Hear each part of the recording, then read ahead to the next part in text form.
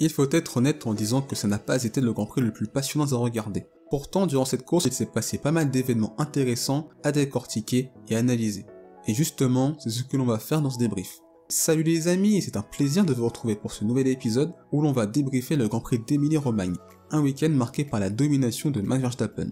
C'est donc un carton plein pour le pilote néerlandais, avec la pole position, la victoire du sprint, ainsi que la victoire du Grand Prix et l'obtention du point du meilleur tour en course, soit 34 points engrangés. C'est la 22e victoire de sa carrière, et après un début de saison miné par des problèmes de fiabilité, le pilote Red Bull se relance dans la course au titre, puisqu'il revient à 27 points de Charles Leclerc.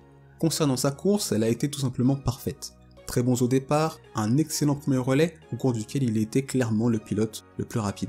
Cette avance de 6-7 secondes sur Pérez lui a permis d'avoir une bonne marge pour bien gérer le moment où il fallait délaisser les pneus intermédiaires pour chausser des pneus slick. Cette transition a été parfaitement bien gérée. Dans des conditions sèches, il a augmenté son rythme par rapport à la concurrence et fini la course avec près de 16 secondes d'avance sur son coéquipier mexicain. Une domination sans partage de la part de Max Verstappen qui réalise son deuxième grand chelem de sa carrière, c'est-à-dire pole position, victoire, meilleur tour en course et en tête de la course durant l'intégralité du Grand Prix. Un week-end parfait pour lui et Red Bull puisque Sergio Pérez est parvenu à finir la course à la deuxième place. C'est donc un doublé pour Red Bull, le premier depuis 2016. Il est parvenu à dépasser Charles Leclerc au départ. Deuxième à l'issue du premier tour, il n'a pas eu les capacités de tenir le rythme de Max Verstappen, mais n'a pas eu de mal à tenir Charles Leclerc derrière lui. Il a parfaitement bien géré le passage en pneu médium en s'arrêtant un tour avant le pilote Ferrari. Cela lui a permis de conserver cette deuxième place, même s'il a dû dépasser le monégasque en difficulté avec des pneus froids qui étaient parvenus à ressortir devant lui. Il a su conserver sa deuxième place malgré l'autorisation d'utiliser en course le DRS à partir du 34e tour. Cela montre, et c'est une tendance que l'on observe depuis le début de la saison, que la Red Bull a une meilleure vitesse de pointe que la Ferrari, et cela s'est vu durant ce Grand Prix. Son équipe a bien réagi à la tentative d'undercut de Charles Leclerc en s'arrêtant de suite, voyant que le pilote Ferrari allait être gêné par Lando Norris. Une fois le pilote monégasque parti à la faute, juste derrière lui, sa deuxième place était assurée. Le podium de ce Grand Prix d'Émilie-Romagne est complété par Lando Norris. C'est un excellent Grand Prix de la part du pilote britannique. Il parvient à prendre l'avantage sur Sainz et Leclerc au départ, avant de se faire dépasser par ce dernier au 8e tour. La suite de sa course sera plus calme, puisqu'il n'a jamais été inquiété par George Russell. Il bénéficie de l'erreur de Charles Leclerc pour obtenir ce podium. C'est donc un solide week-end de sa part, et ça permet à l'écurie de Woking d'engranger pas mal de points au classement constructeur et de conserver sa 4e place avec une avance plus importante. Le 4e de cette course est, et on peut le dire, une énorme surprise, puisqu'il s'agit de George Russell. Le pilote britannique revient de loin, et cette 4e place est surprenante, à la fois pour nous, et aussi pour son équipe. Une nouvelle façon de maximiser le résultat final de sa part. Contrairement à Lewis Hamilton, dont j'évoquerai la course plus tard, George Russell a fait un excellent départ, puisqu'il s'est retrouvé 6e à la fin du premier tour. Il a certes profité du contact Ricardo Sainz, mais il est parvenu en plus à doubler 3 monoplaces, Alonso, Schumacher et Bottas, durant ce premier tour. Il s'est grâce à ce départ trouvé dans le bon wagon et en bonne position au sein de ce wagon. Au bout de quelques tours, il est parvenu à doubler Kevin Magnussen. Il est resté à cette 5e place tout le long de la course jusqu'à l'erreur de Leclerc. 4e, il est donc parvenu à conserver cette position malgré le retour de Valtteri Bottas en fin de course. Cette phrase a de quoi surprendre, mais ce week-end, l'Alfa Romeo était plus compétitive que la Mercedes. Russell a donc placé sa monoplace à une position inattendue. Comme lors de sa période Williams, il parvient à réaliser une super performance avec une voiture moyenne, même si la Mercedes n'est pas la Williams de l'an passé. Je pense que c'est surtout son départ qui lui permet de finir cette position. On l'a vu lors du sprint, quand la Mercedes était dans le peloton, elle était dans l'incapacité de doubler, le rythme de la Mercedes et les caractéristiques de la piste n'aidant pas. Ce départ lui a permis de n'avoir que Magnussen à doubler après la relance de course suite à l'abandon de Sainz. Valtteri Bottas conclut cette course à la 5e place. Il s'en sort bien au départ puisqu'il percute l'arrière de la monoplace de Daniel Ricciardo, abîmant l'avant de sa monoplace. Les dégâts auraient pu être pires, le contraignant à s'arrêter pour changer d'aileron avant, mais cela n'a pas été le cas. 7e à l'issue du premier tour, il a comme Russell dans ce premier relais doublé Magnussen. Il gagne une place avec l'erreur de Leclerc et en fin de course, il met la pression sur George Russell sans parvenir à le doubler. Cette 5e place est donc un excellent résultat pour le pilote finlandais et son écurie Alfa Romeo.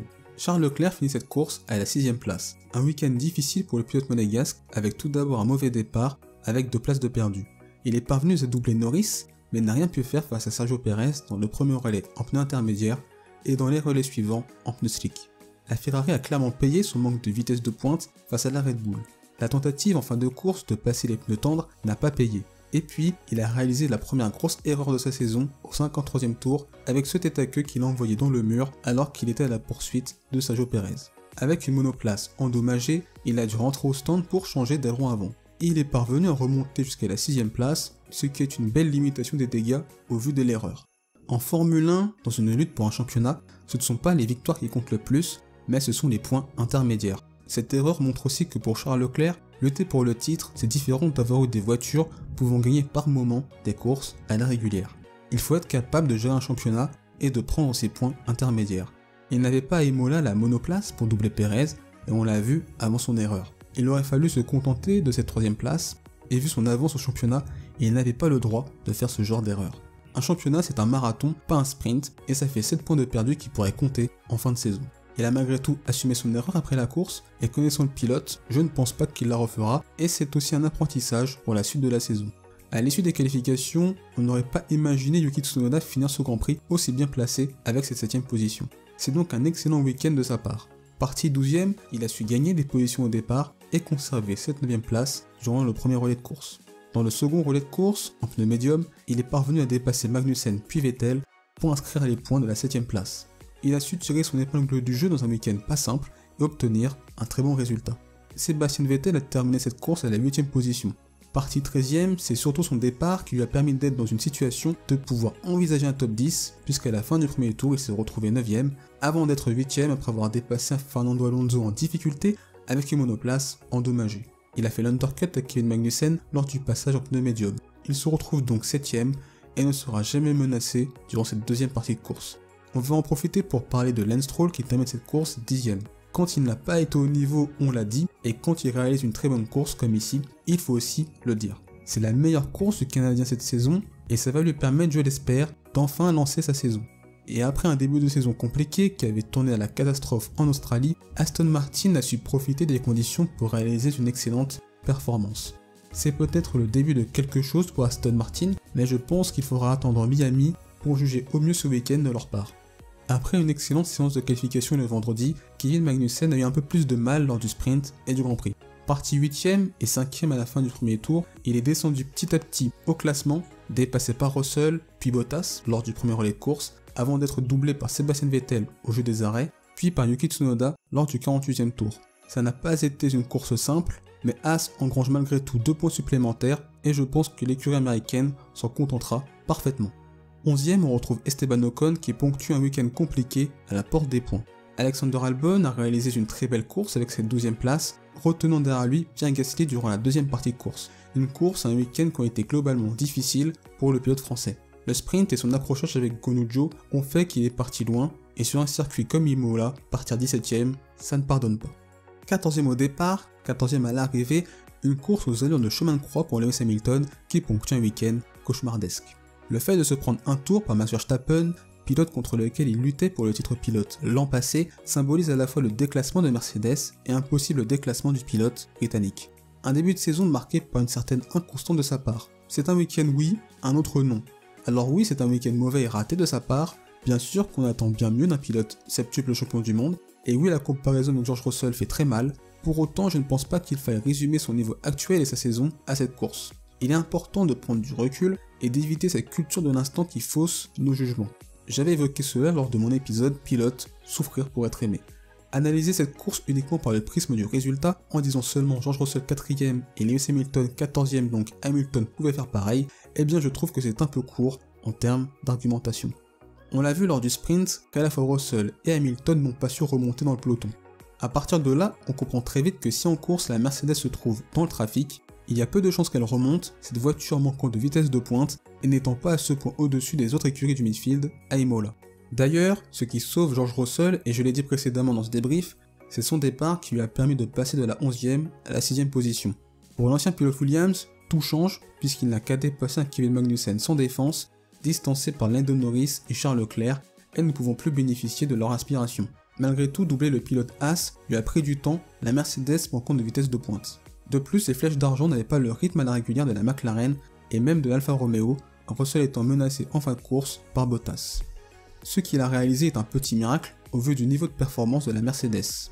Pour Lewis Hamilton, c'est son départ plutôt moyen qui conditionne la suite de la course. Embourbé dans le trafic sur un circuit réputé pour sa difficulté à doubler, il a été dans l'incapacité d'effectuer le moindre dépassement en piste, coincé pendant près de 40 tours derrière Albon et Gasly. C'était un copier-coller du sprint des Mercedes. On peut ajouter à cela un arrêt manqué et peut-être un manque d'initiative au moment de passer au pneu médium. Pour moi, c'est un ensemble de petites choses qui aboutit à un week-end presque cauchemardesque pour Lewis Hamilton. Mais ce week-end ne doit pas pour autant faire oublier les autres courses. Même si George Russell s'en sort mieux que le septuple champion du monde d'un point de vue comptable, ce dernier n'est pas pour autant dans la rue, comme on pourrait le penser. Hamilton devance Russell à Bahreïn, est devant lui à Melbourne, et c'est une safety car au bon moment qui permet à l'ancien pilote Williams de finir ce Grand Prix devant. Avec du recul, en analysant sa saison, elle n'est pas aussi mauvaise par rapport à Russell. Alors oui, il est passé au travers sur 2 courses, mais il est bien trop prématuré pour tirer des conclusions sur le niveau de Lewis Hamilton cette saison, et même quand Mercedes dominait, il pouvait être l'auteur de mauvais week-ends. Maintenant, quand il se manque sur une course, c'est bien plus marquant en termes de résultats, la Mercedes étant plus basse dans la hiérarchie. Il reste encore 19 courses et la saison est encore longue. Il pourrait parfaitement bien rebondir à Miami, comme il l'avait fait en Australie, après Jeddah. 15e et 16e on retrouve Guanyu Zhou et Nicolas Latifi, 17e Mick Schumacher. Le pilote allemand a réalisé une course très décevante avec pas mal d'erreurs, et c'est dommage car en partant 10e, il aurait pu faire bien mieux. C'est donc une course à oublier pour l'Allemand, en espérant qu'il rebondisse à Miami. Fernando Alonso a dû abandonner la course à cause d'énormes dégâts sur la droite de sa monoplace, au niveau des pontons et du capot moteur, à la suite d'un contact avec Mick Schumacher, quand celui-ci est parti en tête à queue lors du premier tour de course. C'est dommage pour le pilote espagnol, car il se retrouvait en 8ème position au moment de la safety car, avant de dégringoler au classement avec ses problèmes.